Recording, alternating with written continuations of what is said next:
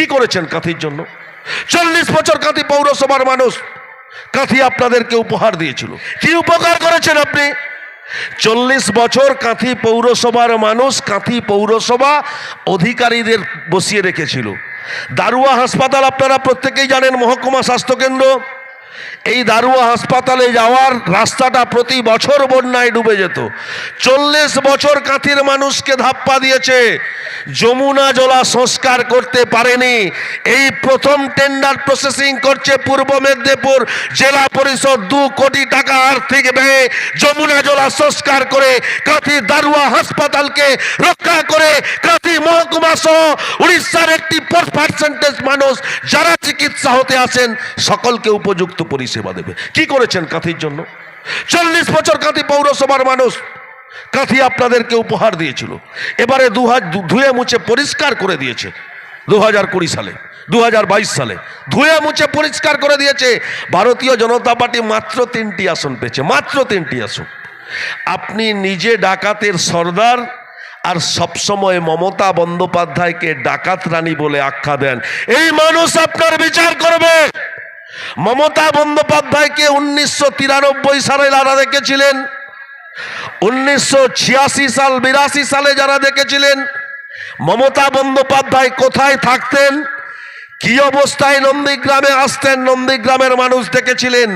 আবার মুখ্যমন্ত্রী হওয়ার পরেও মমতা বন্দ্যোপাধ্যায় কোথায় থাকেন, কিভাবে লাইফ লিড করেন, তার পোশাকের কোনো পরিবর্তন হয়েছে কিনা, তার সিকিউরিটির কোনো পরিবর্তন হয়েছে কিনা, তার জীবনযাত্রার মান পরিবর্তন হয়েছে কিনা, তার সম্পত্তির পরিমাণ বেড়েছে কিনা, এটা সবাই জানে, সাধারণ মানুষ।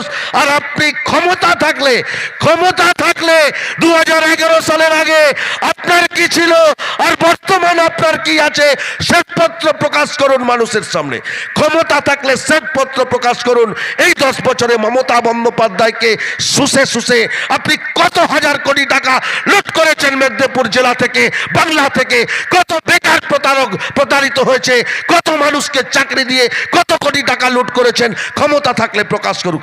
এগিয়ে ছেড়ে দেওয়া হয়, নিজে টাকা নেবে না, এগিয়ে ছেড়ে দেওয়া হয়। নন্দীগ্রামে এজেন্ট আছে, হলদিয়াতে এজেন্ট আছে, কাঁথিতে এজেন্ট আছে, দীঘাতে এজেন্ট আছে, এগরাতে এজেন্ট আছে, পাঁশকুড়াতে এজেন্ট আছে, নন্দকুমারে এজেন্ট আছে, তমলুকে এজেন্ট আছে। সমস্ত জায়গায় এজেন্ট লাগিয়ে দিয়ে সাধারণ বেকার যুবক শিক্ষিত যুবক যুবতীদের কাছ থেকে টাকা শোষণ করা হয়। আজকে বলছেন শিক্ষা খাতে দুর্নীতি হয়েছে, আজকে আপনি বলছেন শিক্ষা খাতে দুর্নীতি হয়েছে। 2012 সালে প্রাইমারি 3900 শিক্ষক নিয়োগ ক্ষমতা মমতা বন্দ্যোপাধ্যায় আপনার উপরে দিয়েছিলেন। আপনি 3000 শিক্ষক নিয়োগের ক্ষেত্রে দুর্নীতি করেছেন। কি আছে কোয়ালিটি, কি আছে কোয়ান্টিটি? ক্ষমতা থাকলে সিবিআই তদন্ত করাক, সিবিআই তদন্ত করে দেখুক। সেদিনকে দাঁড়িয়ে নন্দীগ্রামে বলছে, কে একজন সাংবাদিক জিজ্ঞেস করলেন, ধন্যবাদ সাংবাদিক বন্ধুকে, আমি স্বাগত জানাই। বলছেন উত্তম বারিক একটা ডাকাত। আপনি যাকে চোখের সামনে দেখেন তাকেই মনে হয় চোর ডাকাত। কেন বলুন তো? এটা মনে হচ্ছে কেন?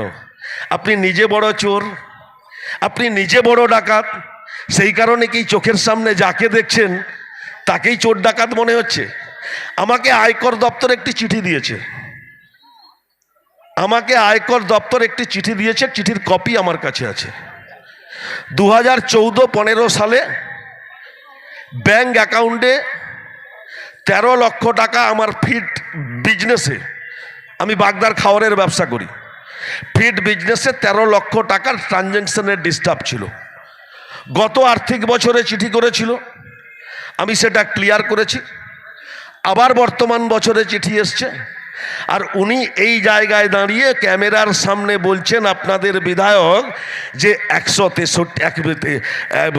কোটি 63 লক্ষ টাকা, 1 কোটি 60 লক্ষ টাকা।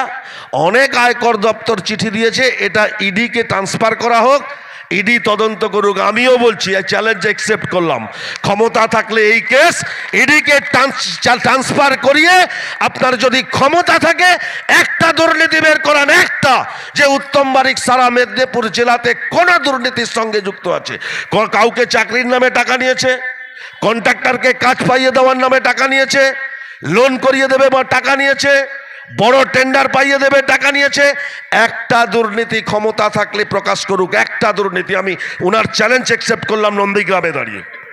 নন্দীগ্রামে দাঁড়িয়ে বিধায়কের চ্যালেঞ্জকে আমি একসেপ্ট করলাম, উনি ক্ষমতা থাকলে ইডিকে দিয়ে এই আয়কর দপ্তরের চিঠির এগেনস্টে তদন্ত করুক। আমরা বরং বলতে পারি, আমরা হলফ করে বলতে পারি যে আপনি 2010 সাল থেকে 2023 সাল পর্যন্ত কি করেছেন। উপযুক্ত সময় এলে অনেক তথ্য দেব, উপযুক্ত সময় এলে অনেক তথ্য দেব। আপনি সকলকে চোর ডাকাত বলেন, কি ছিলুম আর কি হলুম, কে কি ছিলুম আর কি হলুম, সময় আসলে নিশ্চিত বুঝতে পারবেন। মমতা বন্দ্যোপাধ্যায়ের নেতৃত্বে তৃণমূল কংগ্রেস ঐক্যবদ্ধভাবে আপোষহীন সংগ্রামের ডাক দিয়েছে। অভিষেক বন্দ্যোপাধ্যায়ের নেতৃত্বে তৃণমূল কংগ্রেস ঐক্যবদ্ধভাবে আপোষহীন সংগ্রামের ডাক দিয়েছে। 2021 সালে এরাই বলেছিল আপকি বার 200 পার, আপকি বার 200 পার। 2021 2রা মে যখন দুপুর 1টা ঘড়ির কাঁটায় যখন নির্বাচনের ফলটা প্রকাশ হলো, আপকি বার 200 পার তো দূরস্থ, আপকি বার 200 মে হার, আপকি বার 200 মে হার, আপকি বার 200 মে হার। 200 আসনে পরাস্ত হলেন মমতা বন্দ্যোপাধ্যায়ের কাছে সাম্প্রদায়িক শক্তি, সাম্প্রদায়িক শক্তি পরাস্ত হলেন। সেই হারের জ্বালাটা সহ্য করতে পারছে না, কি করেছে?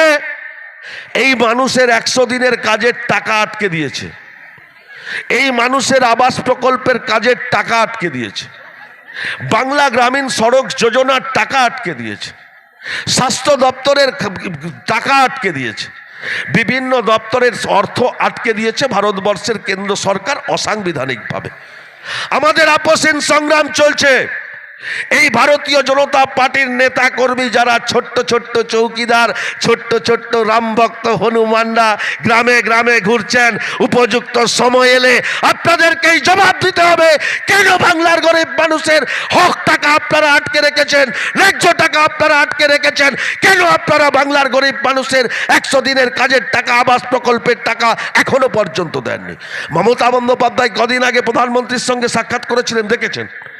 সাক্ষাৎ করেছিলেন, বাংলার মানুষের ন্যায্য অধিকার কেন পায়নি তিনি বললেন আধিকারিক স্তরে পর্যালোচনা হবে। ভারতবর্ষের প্রধানমন্ত্রী বললেন, আরে ভাই 100 দফা বিভিন্ন আধিকারিক প্রতিনিধি দল মেদিনীপুর জেলা সহ বাংলায় এসছে, বিভিন্ন গ্রাম পঞ্চায়েত ঘুরে দেখেছে। 100 দিন আবাস প্রকল্পের টাকা একটাও দুর্নীতি এখনো পর্যন্ত বের করতে পারেনি। বের করতে না পেরে গায়ের জোরে অসাংবিধানিকভাবে তারা টাকাকে আটকে রেখেছে। সময়ের অপেক্ষা করুন, উপযুক্ত জবাব নিশ্চিতভাবে পাবেন। আর মমতা বন্দ্যোপাধ্যায়ের নেতৃত্বে সম্প্রীতিকে নন্দীগ্রামে পৌঁছে দিতে, স্বাধীনতার পীঠস্থল, বিপ্লবের তীর্থক্ষেত্র, সংগ্রামের তীর্থভূমি, আমাদের এই প্রিয় জেলা, প্রিয় মাতৃভূমি মেদিনীপুর থেকে আওয়াজ উঠবে, দিদি তুম দিল্লি চলো, মিদনাপুর তোমারা সাথ হ্যায়, দিদি তুম দিল্লি চলো, নন্দীগ্রাম তোমারা সাথ হ্যায়, দিদি তুম দিল্লি চলো, কোনটাই তোমারা সাথ হ্যায়, দিদি তুম দিল্লি চলো, তমলুক তোমারা সাথ হ্যায়। আওয়াজ উঠবে, আর কয়েকটা দিন পরেই দেখতে পাবেন নিচু স্তরে সমস্ত তৃণমূল কংগ্রেস কর্মীরা ঐক্যবদ্ধভাবে সংগঠিত করুন মানুষকে। আপনাদের বাড়ির বেকার, শিক্ষিত বেকারদেরকে বিপথে পরিচালিত করছে ভারতীয় জনতা পার্টির নেতারা। বিধানসভার সময় রেলের ফর্ম সই করেছিল, আবার লোকসভা আসছে, রেলের ফর্ম সই করাবে, মিথ্যা কথা বলবে, ভাঁওতা চাকরির প্রতিশ্রুতি দেবে, ভাঁওতা লোন করিয়ে দেওয়ার প্রতিশ্রুতি দেবে, ভাঁওতা দেখিয়ে নির্বাচনের বৈতরণী পার হওয়ার চেষ্টা করবে। এর থেকে সকলকে সাবধান হওয়ার অনুরোধ জানিয়ে আমি সকলকে আবার শুভ নববর্ষের প্রীতি শুভেচ্ছা, অভিনন্দন, নমস্কার, প্রণাম, সালাম, আদাব জানিয়ে আমার কথা শেষ করছি। জয় হিন্দ, বন্দে মাতরম, সর্বভারতীয় তৃণমূল কংগ্রেস জিন্দাবাদ, আমাদের নেত্রী মমতা বন্দ্যোপাধ্যায় জিন্দাবাদ, আমাদের নেতা সাংসদ অভিষেক বন্দ্যোপাধ্যায় জিন্দাবাদ।